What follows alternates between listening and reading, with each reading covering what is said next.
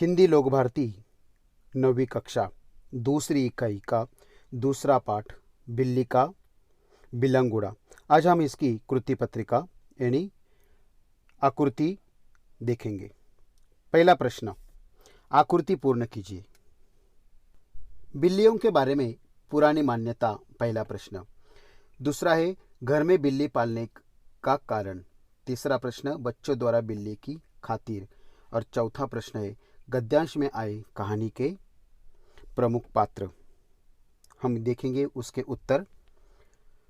पहला प्रश्न, बिल्लियों के बारे में पुरानी मान्यता यह थी कि घर में बिल्ली का आना जाना बुरा है। दूसरा प्रश्न का उत्तर है घर में बिल्ली पालने के कारण। पहला कारण है घर में चूहे होना। दूसरा कारण है पुरानी परंपरा को न मानना। तीसरा, चूहे निकालने का उपाय कारगर ना होना।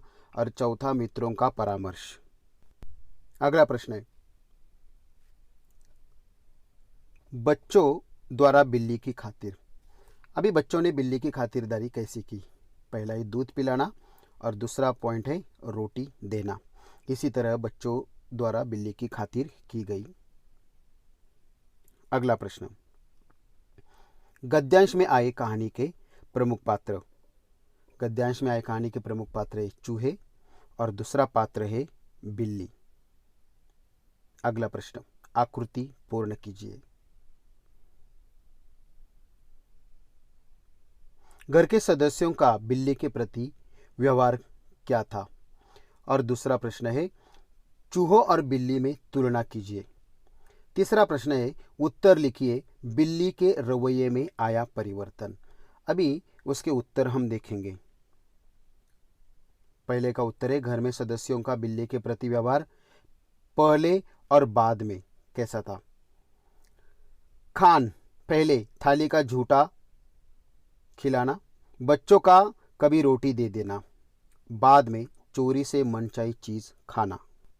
अभी हम बात करेंगे पान की। पहले कभी कभी बच्चों का दूध पिला देना, बाद में चोरी से दूध दही खाना। प्रश्न दूसरे का उत्तर है चूहों और बिल्ली में तुलना। चूहे केवल अनाज खाते थे और दूसरा, बिल्ली खाने में कम नहीं और तंग भी करती है। तीसरा, अभी बिल्ली के रवैये में आया परिवर्तन। देखिए, मालिक के आगे पीछे ना फिरना। और दूसरा परिवर्तन है रसोई के आसपास दुबक जाना और मौका पाकर मनचाही चीज खा लेना। इसी तरह से बिल्ली के रवैये में आया हुआ यह परिवर्तन है। अगला प्रश्न, निम्नलिखित शब्द वर्तनी के नियमानुसार लिखिए। दूसरा प्रश्न है शब्दों के विलोम लिखिए। और तीसरा है शब्दों के लिंग बदलकर लिखिए।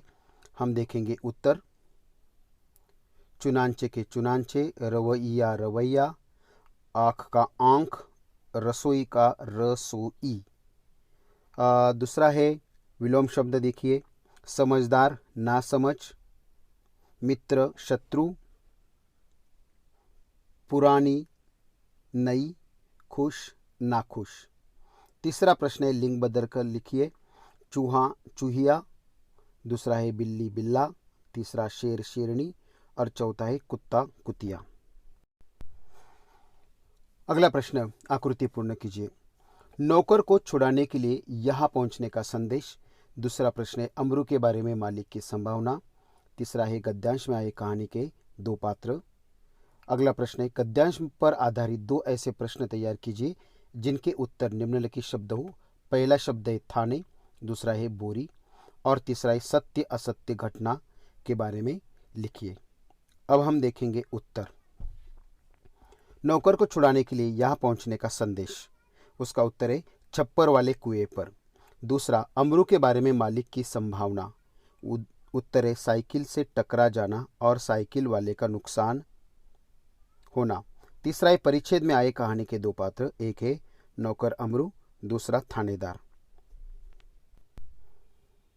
अभी हमें ऐसा उत्तर चाहिए जिसका उत्तर आना चाहिए थाने। ऐसा प्रश्न तैयार करना है। उसका हम प्रश्न तैयार करेंगे। एक आदमी लपक कर कहा गया, उसका उत्तर आएगा थाने। और दूसरा प्रश्न बन जाएगा अंदर से क्या हिल रही थी, उसका उत्तर है बोरी। अगला प्रश्न सत्य असत्य के बारे में। अमरू ने पूरी घटना अपने मालिक को कह सुनाई, उसका उत्तर है असत्य। दो आदमी चुपके चुपके अमरू के पीछे हो लिए, यह वाक्य सत्य है। इसी तरह पहला वाक्य जो है असत्य और दूसरा वाक्य जो है सत्य। अगला प्रश्न हम देखेंगे। आकृति पूर्ण कीजिए। दिल्ली में फैली सनसनी का कारण। दूसरा प्रश्न है सनसनी पूर्ण खबरों का परिणाम, और तीसरा है सरकारी स्तर पर यहाँ हुए थे सवाल जवाब। और अगला प्रश्न है घटना स्थल पर मौजूद सरकारी कर्मचारी कौन कौन थे, उसके उत्तर हम देखेंगे। पहला प्रश्न है दिल्ली में फैली सनसनी का कारण, उसका उत्तर है नगर में बच्चा उठाए जाने की खबर हर जगह पे फैली हुई थी। दूसरा है सनसनी खबरों का परिणाम।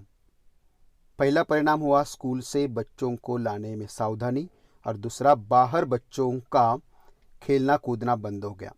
तीसरा सरकारी स्तर पर यहाँ हुए थे सवाल जवाब, उसका उत्तर है दिल्ली नगर पालिका में, और दूसरा संसद में। अगला प्रश्न है घटनास्थल पर मौजूद सरकारी कर्मचारी, एक था थानेदार, दूसरा पुलिस का सिपाही। अगला प्रश्न है निम्नलिखित शब्दों के विलोम शब्द लिखिए।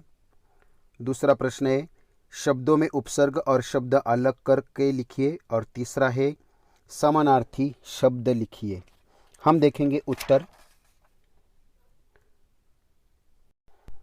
पहला विलोम शब्द हम देखेंगे तटस्थ शामिल, भौतिक पारलौकिक, शुष्क हरा भरा, अपव्यय का विरुद्धार्थी शब्द है सदुपयोग। उपसर्ग और शब्द देखेंगे अपयश, अप अधिक यश, अनुत्पादक अन प्लस उत्पादक, निसंदेह नि प्लस संदेह, और विनम्रता का प्लस नम्रता। अगला जो प्रश्न है